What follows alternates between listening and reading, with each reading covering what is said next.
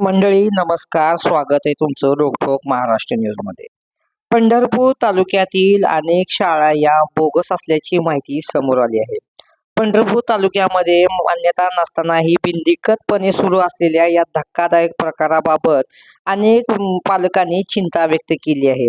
शहरातील आणि तालुक्यातील अनेक शाळा या बोगस असून या शाळा तात्काळ बंद करण्याबाबत संबंधित संस्था चालकावर गुन्हा दाखल करण्याचे आदेश देखील जिल्हा परिषद सोलापूरचे शिक्षणाधिकारी आणि माध्यमिकचे शिक्षणाधिकारी यांनी 2 महिन्यांपूर्वी दिले आहेत. मात्र अद्यापही या बोगस शाळांवर कोणतीही कारवाई झालेली नाहीये. मंडळी, खरं म्हणजे बोगस शाळेमध्ये शिकणाऱ्या विद्यार्थ्यांचे भवितव्य धोक्यात आले आहे. शाळा ही बोगस, पटसंख्या ही बोगस, विद्यार्थी ही बोगस. त्यामुळे आता पंढरपूर शहर आणि तालुक्यातील विद्यार्थ्यांचं भवितव्यच अंधारात आलेलं आहे. वास्तविक पाहता मंडळी, या शाळांवर कारवाई करण्याची जबाबदारी पंढरपूरचे प्रभारी गट शिक्षणाधिकारी बिभीषण रणदिवे यांच्यावर सोपवण्यात आलेली आहे. मात्र आदेश येऊन देखील शिक्षणाधिकारी यांच्याकडून कोणत्याही प्रकारची कारवाई करण्यात न आल्यामुळे आश्चर्य व्यक्त केले जात आहे. संबंधित बोगस शाळाला टाळे ठोकण्याची जबाबदारी बिभीषण रणदिवे यांच्यावर आहे. मात्र त्यांनी या जबाबदारीपासून पळ काढला असल्याचे दिसून येत आहे. त्यामुळे बोगस शाळांना टाळे ठोकण्याचे धाडस कोणीही दाखवत नसल्यामुळे शिक्षण विभागाच्या कार्यक्षमतेवर प्रश्न उपस्थित केला जात आहे. मंडळी, वास्तविक पाहता बोगस शाळेमध्ये शिकणाऱ्या विद्यार्थ्यांचं भवितव्य धोक्यात आलेलं आहे. त्यांना कोणत्याही प्रकारच्या शासनाच्या सोयीसुविधा उपलब्ध होत नाहीये. युडायस कोड नसल्यामुळे आणि विद्यार्थ्याला शासकीय मान्यता नसल्यामुळे, शाळेला शासकीय मान्यता नसल्यामुळे विद्यार्थ्यांचं भवितव्य अंधारात आलेलं आहे. स्थानिक तरुणांच्या माहितीनुसार या बोगस शाळेतील विद्यार्थ्यांचे दाखले दुसऱ्या शाळेतून दिले जातात. त्यामुळे केवळ एकच शाळा नव्हे तर दुसरी शाळा देखील बोगस आहे. एका शाळेत विद्यार्थी शिकतो तर त्या विद्यार्थ्याचे दाखले दुसऱ्या शाळेतील नोंद वहीनुसार आणि पटसंख्येनुसार दिले जातात. त्यामुळे एक शाळा 2 जागा भरले जात असल्यामुळे या दोन्ही शाळा बोगस असल्याचा सुतोवाच दिला जात आहे.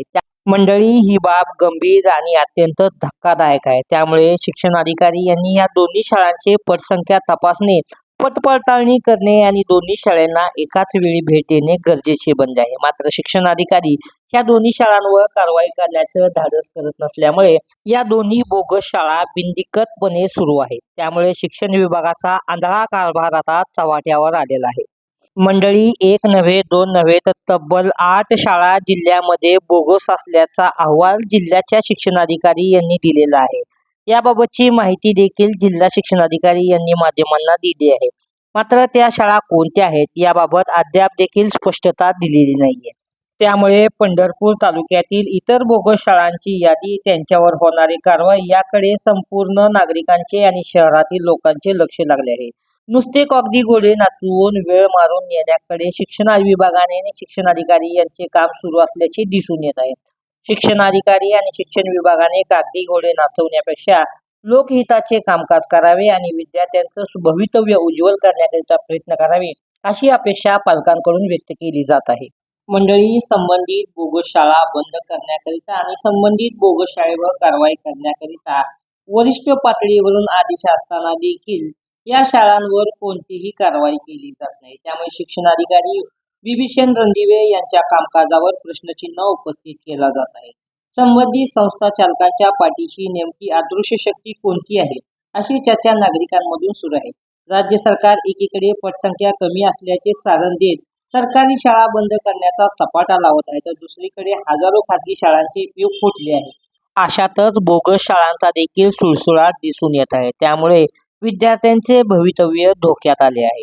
आता तरी शिक्षण विभाग सोलापूर आणि शिक्षणाधिकारी पंढरपूर यांनी या बोगस शाळेला तात्काळ भेट देऊन त्याची पाहणी करून त्याची पटसंख्या आणि त्याचे युडायस कोड पाहणी करून संबंधित शाळा सील करणार का, त्याच्यावर कारवाई करणार का, की विद्यार्थ्यांच्या भवितव्याशी शिक्षणाधिकारी सुद्धा खेळ खेळणार, असा प्रश्न आता पालक वर्गातून उपस्थित केला जात आहे.